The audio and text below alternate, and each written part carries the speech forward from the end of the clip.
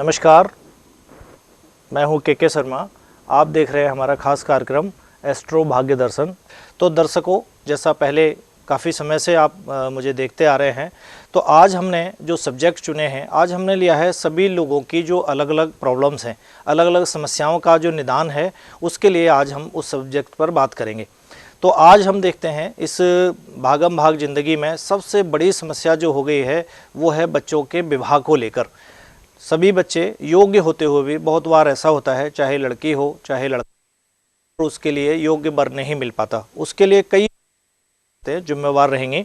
जैसे एक तो हमारा अपना जो सामाजिक कार्यकलाप जो था या जो एक सर्कल बना था, पहले क्या होता था, सभी लोग एक दूसरे की मदद करते थे लड़की के लिए और लड़कों के लिए जो योग्य वर अथवा कन्या का खोज एक दूसरे के लिए करते थे। अब क्योंकि अब शहरों में तो ये और हुआ है कि भाई फ्लैटों की ज़िंदगी है, कोई भी किसी को अच्छे से परिचित भी नहीं है, तो फिर रिश्ते और आदि बताएगा कहाँ से। दूसरा क्या रहा है कि अब हमारी आकांक्षाएं अपेक्षाएं एक दूसरे से ज़्यादा रहती है। तो बहुत बार ऐसा होता भी है कि कोई अगर किसी के साथ इसमें मदद भी करता है, तो पता चला कि किसी वजह से अगर वो रिश्ता ख़राब हो जाता है, तो वो जो मेहनत की थी उसने या जो उसका एक भाव था कि भाई मैं इनकी सहायता करता हूँ, वहाँ उल्टा होता है, चार बात सुनने को और मिलती है। तो एक तो अभी पहले होने के अलावा अभी तो ये समस्या है कि योग्य वर ही नहीं मिल पा रहा। कई बार होता है कि योग्य वर नहीं मिला, लड़की वाला बहुत परेशान है, हर रोज़ माता पिता इस टेंशन को लेके मतलब एक तरह से कहें बीमार से हो जाते हैं। तो यहाँ एक मैं बहुत छोटा सा एक बहुत ही सटीक उपाय बताने जा रहा हूँ। तो आप सबसे पहले क्या करें, एक कन्या को शुक्ल पक्ष के गुरुवार यानी थर्सडे को ये उपाय करना है। सबसे पहले लेंगे 70 सेंटीमीटर पीला कपड़ा, कोई भी सूती हो, टेरिकोट हो, कुछ भी हो, मतलब 70 सेंटीमीटर पीला कपड़ा लेना है आपने। उसके बाद में दूसरी वस्तु के नाम पर पीले, जैसे होता ना कि आपका पीली दाल, चने की दाल को जैसे पीली दाल बोलते हैं, 70 ग्राम लेनी है। 70 सेंटीमीटर कपड़ा लिया था, 70 ग्राम हमने चने की दाल लेनी है। 7 पीले सिक्के लेने हैं। पीले सिक्के आजकल वो 5 का एक कॉइन्स आया है, वो एक जैसे पीले लेने हैं। कई बार अगर इस तरह का अभाव है और नहीं हो पाता है, सिक्का आपको नहीं मिल पा रहा है, तो आप कोई भी सफ़ेद एक जैसे सिक्के लेके उनको हल्दी से पीला करके भी अपने प्रयोग में ले सकते हैं। दूसरा उसके बाद क्या रहेगा, 7 पीले फूल लेने हैं। कोई भी फूल हों एक जैसे, 7 फूल ले लीजिए, गेंदा भी पीला होता है ऐसे। दूसरा क्या रहेगा, इसके बाद में जो लेना है हमने, 7 सुपारी लेनी है, पूजा वाली साबुत सुपारी, पूजा की दुकान पर जाकर आप ले लीजिए। 7 लेने हैं हमने गुड़ की डली, एक गुड़ का टुकड़ा लीजिए, उसको छोटा छोटा करके उसमें से 7 पीस बना लीजिए। फिर लेना है 7 जनेऊ। जनेऊ मतलब अब क्योंकि कल्चर थोड़ा ऐसा हुआ है, पहले तो सभी धर्मों के लोग, चाहे वो किसी वर्ड से हों, क्षत्रिय हो ब्राह्मण हो, अब लेकिन ब्राह्मण ही सिर्फ अधिकांश देखा गया है कि जनेऊ का धारण करते हैं। तो पूजा वाली दुकान पर अगर आप जाके बोलते हैं कि भाई हमें जनेऊ चाहिए और पीला चाहिए, तो मिल जाता है। अगर पीला मिलने में असुविधा होती है, नहीं मिलता है, तो उसको भी आप हल्दी से पीला करके अपने प्रयोग में ले सकते हैं। अब इन सब के बाद में क्या रहेगा कि चंदन, गोपी चंदन बोलते हैं, वो मिट्टी वाला चंदन बोलते हैं, कई बार दुकानों पर जाके 7 टुकड़े आपने वो लेके आने हैं। अब वो क्या रहेगा कि जो थर्सडे का, जैसे मैंने बोला, शुक्ल पक्ष के किसी भी बृहस्पतिवार को, जब जैसे सुबह नहा धो के कन्या फ्रेश होके अपना पूजा पाठ करती है, तो जब पूजा का समय होता है उसी समय अपना जो भगवान का अपना आपने मंदिर बना रखा है, आला बना रखा है, या जहाँ भगवान अपने घर में स्थापित कर रखे हैं, उसके सामने बेटी बैठेगी और उस कपड़े को बिछा लीजिए। उस कपड़े के ऊपर सारे सामान को रखिए। उस सारे सामान को हम जैसे पूजा कर रहे हैं उसकी, इस तरह से सारे सामान की पूजा कीजिए। और जिस भगवान में भी आपकी श्रद्धा है, बहुत लोगों का होता है, कोई माता को मानता है, कोई कृष्ण को मानता है, कोई राम को मानता है, कोई शिव को मानता है, तो जिस भगवान में भी आपकी श्रद्धा है, उन भगवान से हाथ जोड़ के प्रार्थना कीजिए कि हे भगवान, ये मेरी मनोकामना पूर्ण कीजिए। तो ये सब करने के बाद में उस सारे सामान की एक पोटली बना लीजिए। पोटली बनाने के बाद क्या करना है आपने, अपने घर में कहीं भी, ट्रंक में, अलमारी में, कहीं भी, किसी भी जगह पर, टांट पर आप उसको छुपा के रख दीजिए। छुपा के रखने के बाद में जैसे माता पिता, घर में जो भी लोग हैं, उनको ये अपने आप नहीं बताना है कि भाई वो सामान मैंने यहाँ रखा है। अपने आप चाहे जैसे होता है, क्योंकि घर छोटा है, कभी खोजते खाजते अगर मिल जाता है तो कोई दिक्कत नहीं है, उसमें कोई परेशानी नहीं है। और ऐसा सच मानिए कि 3 महीने के अंदर 90 दिन का ये एकदम अभूतपूर्व टोटका है। 90 दिन के अंदर कहीं न कहीं से आपके रिश्ते की बात चलती है, रिश्ते की बात बनती है और रिश्ता लगभग हो ही जाता है। जैसे ही रिश्ता आपका हो जाता है, कहीं बात बन जाती है, तो इस सारे सामान को जल प्रवाह कर देना है। और जिस भगवान से आपने प्रार्थना की थी कहेंगे ना, जैसे भगवान की एक तरह से आपने उस समय ड्यूटी लगा दी कि भाई मेरी मनोकामना पूर्ण करें, तो अधिकांश क्या होता है कि लोग मंदिर में जाके भगवान की ड्यूटी तो लगा देते हैं कि भगवान ये मेरा काम कर दो, इस बच्चे की शादी कर दो, या इस भगवान ये मेरा ये काम चलवा दो, लेकिन बाद में ना तो कोई धन्यवाद करने जाता है, और जो जैसे आप किसी को काम दे के आ गए और कम से कम क्षमा तो मांगे जाके कि भाई मुझे क्षमा करें, मेरी मजबूरी थी कि मैंने आपको इस काम के लिए एक तरह से ड्यूटी लगाई आपकी, और जो आपने काम किया है या जो मेरा काम ये हुआ है उसके लिए मैं आपको धन्यवाद व्यक्त करता हूँ। तो जिस भगवान से भी आपने प्रार्थना की थी उस समय, वहाँ उस मंदिर में जाइए, प्रसाद वगैरह चढ़ाइए और भगवान से प्रार्थना करें और उनको धन्यवाद करें। ये तो रहा मतलब कन्या के विवाह के लिए। अब ऐसा नहीं कि भाई कन्या के विवाह के लिए लोग परेशान हैं कि भाई लड़की के लिए लड़का योग्य वर नहीं मिल रहा, लड़के वाले भी बहुत परेशान हैं कि भाई उनके योग्य बच्चों के लिए विवाह नहीं हो पा रहा। अब पहले एक तो भाई बच्चों के विवाह में पहले इतनी देर हुई है कि आजकल 25 से पहले कोई लड़का शादी नहीं कर रहा, और 25 के बाद में भी जब वो करते हैं कई बार 30, 31, 32 भी हो जाती है। एक समय ऐसा आने लगता है कि कहीं यार ऐसा ना हो कि इस बच्चे का विवाह ही ना हो पाए। तो जिन लोगों को लगता है कि भाई हमारे बच्चे का विवाह थोड़ा लेट हो गया है या अब हमें उसके लिए कुछ उपाय करना चाहिए, तो जैसा मैंने अभी कन्या के विवाह के लिए बताया, एक ऐसा ही टोटका या ऐसा ही उपाय एक मैं लड़कों के लिए भी बताने जा रहा हूँ। तो यहाँ क्या रहेगा, अब जैसे शुक्ल पक्ष वहाँ भी था, शुक्ल पक्ष हमने यहाँ भी लेना है। किसी भी शुभ काम के लिए शुक्ल पक्ष का होना अति आवश्यक माना गया है हमारे शास्त्रों में। तो शुक्ल पक्ष में अब दिन यहाँ बदलेगा, यहाँ पर क्या फ्राइडे होना चाहिए, शुक्रवार होगा। शुक्रवार के दिन ये उपाय करना है जो मैं आगे बताने जा रहा हूँ। तो यहाँ क्या है, 70 सेंटीमीटर कपड़ा इन्होंने भी लेना है, लेकिन सफ़ेद लेना है, वाइट कलर का सफ़ेद कपड़ा 70 सेंटीमीटर लीजिए, और 70 ग्राम यहाँ पर चावल लेने, साबुत चावल, अक्षत बोलते हैं। उसके बाद में क्या करना है, 7 यहाँ भी गोपी चंदन लेके आने हैं, और वो जो सिक्के लेने थे वहाँ पीले लिए थे, यहाँ हमने सफ़ेद सिक्के लेने हैं, चाहे 1 का लें, 2 का लें, 5 का लें, सारे एक जैसे सिक्के लेंगे। 7 जनेऊ लेंगे, लेकिन सफ़ेद लेंगे, यहाँ सफ़ेद जनेऊ लेने, पूजा की सुपारियाँ लेनी है, और यहाँ पर क्या रहेगा, मिश्री की डली लेनी है। वहाँ पर हमने गुड़ के टुकड़े किए थे, यहाँ मिश्री जो धागे वाली आती है, आजकल वो कटे कटे छोटे छोटे चीनी के टुकड़े भी आ गए हैं, उसको मिश्री नहीं बोलते। मिश्री का एक बड़ा पीस लेके आइए, उसको तोड़ के 7 पीस बना लीजिए, 7 पीस मिश्री के ले लिए। उसके बाद में यहाँ एक सफ़ेद इलायचियाँ साथ लेनी है आपने। शुक्रवार के दिन सुबह सुबह जैसे स्नान आदि से निवृत्त होके जैसे पूजा करते हैं, सेम वैसे ही कपड़ा बिछाइए, कपड़े के ऊपर सारे सामान को रखिए। उसके बाद उस सारे सामान की पूजा कीजिए।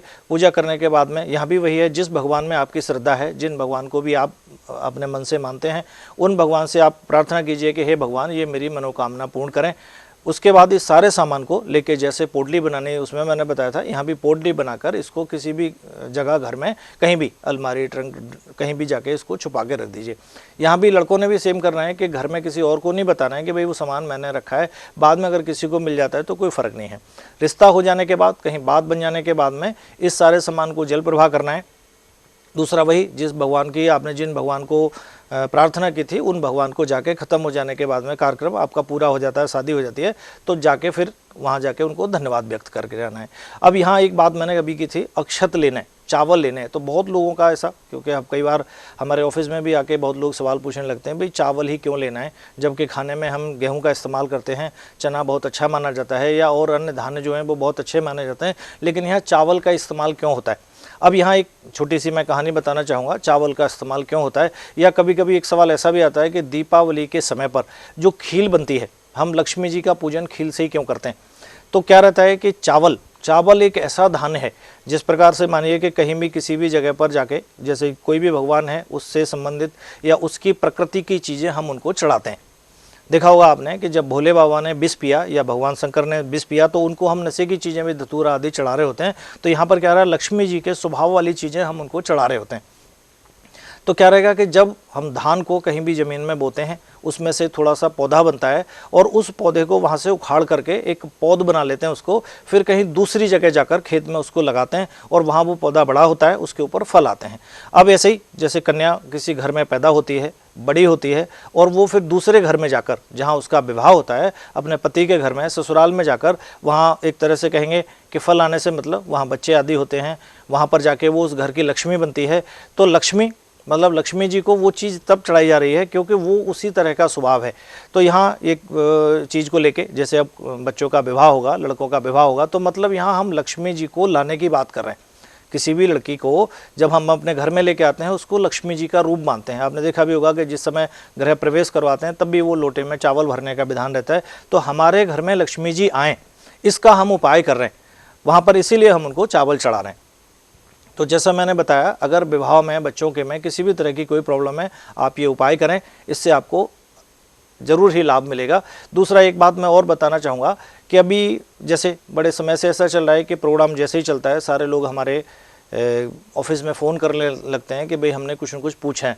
तो अभी हमने फिर उस समस्या को देखते हुए कुछ विद्वान ज्योतिषाचार्यों को बिठाया है, वहाँ पर वो बैठे हैं आपकी सेवा में। आप सुबह 10:30 बजे जब प्रोग्राम शुरू होता है, उसके बाद में 11 बजे से या 10:30 बजे से लेकर शाम को 5 बजे तक अपनी किसी भी क्वायरी के लिए, किसी भी समस्या के लिए दिन में कभी भी फ़ोन कर सकते हैं। इतना परेशान होने की आवश्यकता नहीं है कि अभी 10:30 बजे प्रोग्राम बंद हो जाएगा, उसके बाद में फिर फ़ोन नहीं कर सकते। दूसरा क्या है, जैसा भाग्य पत्रिका की बात हमेशा होती रहती है, ये बहुत सारी बातें, अब ये जो कॉमन उपाय बताए ये भी सिर्फ उन लोगों के लिए है, ये कॉमन उपाय हैं जिनके पास अपनी डेट ऑफ बर्थ नहीं है। जिनके पास डेट ऑफ बर्थ है, जन्म का समय, जन्म की तारीख सब पता है, उनके लिए हम वो एक भाग्य पत्रिका बनाते हैं जिसका जिक्र बहुत बार हो चुका है। उसमें प्रॉपर आपके अपने उपाय रहते हैं। अभी एक, क्योंकि आज हमने पहले ही बोला है कि हम जो बात करेंगे आज समस्याओं को लेके करेंगे। अब ये तो रहा बच्चों से संबंधित भाई जिनके विवाह में प्रॉब्लम हो रही है।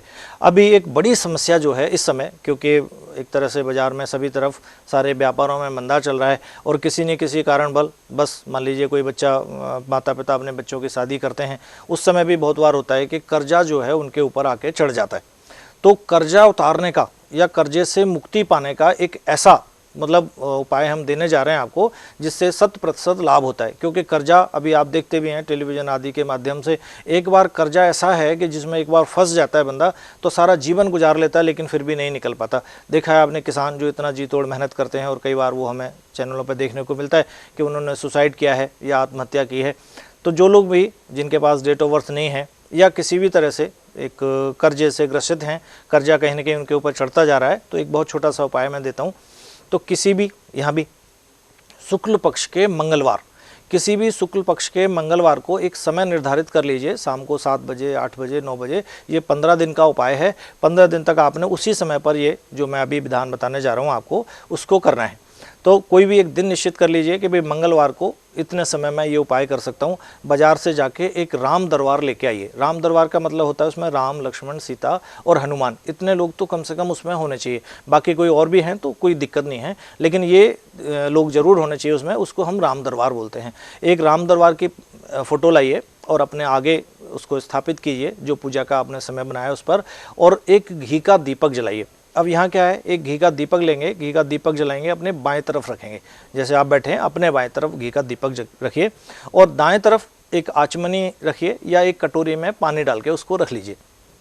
एक हनुमान चालीसा की छोटी सी पुस्तक ले आइए और हनुमान चालीसा आप जो है, जब दीपक जला के भगवान आपका राम दरबार रखा हुआ है उसके आगे बैठकर और आप जो है हनुमान चालीसा का पाठ आरंभ कीजिए। तो एक बार हनुमान चालीसा जैसे कंप्लीट हो जाता है, यहाँ एक बात और है, आसन पर बैठना है आपने। क्योंकि बहुत लोग ऐसे होते हैं कि ज़मीन ठंडी लग रही है, ज़मीन पर बैठ गए। तो किसी भी तरह की पूजा पाठ करने के लिए आसन का होना आवश्यक होता है। क्योंकि जो आपके द्वारा जो हम पूजा पाठ में एक कहेंगे विद्युत या जो हम एक एनर्जी डेवलप करते हैं, अगर आप नंगे पैर हैं या नीचे कुछ आसन नहीं लगाया हुआ है तो वो आपके द्वारा जनरेट की गई एनर्जी ज़मीन में उतर जाती है और उसका लाभ आपको नहीं हो पाता। ऐसा बहुत लोग बोलते हैं कि भाई हम बहुत पूजा करते हैं लेकिन हमें उसका लाभ नहीं मिल पाता। तो कहीं ना कहीं कोई इस तरह की हम कमी कर लेते हैं जिसकी वजह से उसका हमें लाभ नहीं मिल पाता। तो इसीलिए कभी भी कोई प्रोग्राम भी आ रहा है या कुछ और भी कर रहे हैं तो अच्छे से समझें उसको और उसके बाद ही उसको करें। अब आप आसन पर बैठे हैं और हनुमान चालीसा का पाठ आपका ऊपर से पढ़ते जा रहे हैं। उसको हनुमान चालीसा एक बार जब कंप्लीट हो जाता है, एक बार आप उसको पूरा पढ़ लेते हैं, तो फिर जो आचमनी में जो जल रखा था उसमें से थोड़ा सा जल लेंगे और जो आसन है आपको उसको उठाइए और उसके नीचे उसको डालिए। फिर जल जो उसमें जो बची हुई बूंदें हैं वो आप अपने सर के ऊपर से डालिए। ऐसा एक बार हनुमान चालीसा कंप्लीट होने के बाद आपने ऐसे किया, फिर ऐसे ही दोबारा फिर से पढ़िए हनुमान चालीसा, और फिर जब कंप्लीट हो जाता है, पूरा हनुमान चालीसा हो जाता है, उसके बाद में फिर वही जल लीजिए, आसन के नीचे डालिए और अपने सिर पर डालिए। ऐसा आप लगातार 7 बार करिए। 7 बार पढ़ने के बाद में हनुमान चालीसा, अब 7वें बार जब कंप्लीट हो गया है तो वो फिर वही जल लेके आसन के नीचे डालें, फिर अपने सिर पर डालें। फिर उसके बाद क्या करना है आपने, 8वीं बार, अब यहाँ 7 बार आप पढ़ चुके हैं, 8वीं बार हनुमान चालीसा के नीचे से पढ़ना आरंभ कीजिए। जो नीचे लाइन है सबसे पहले वो पढ़नी है, उसके बाद सेकंड, लास्ट, फिर थर्ड, फिर ऐसे ऊपर पढ़ते हुए चले जाइए।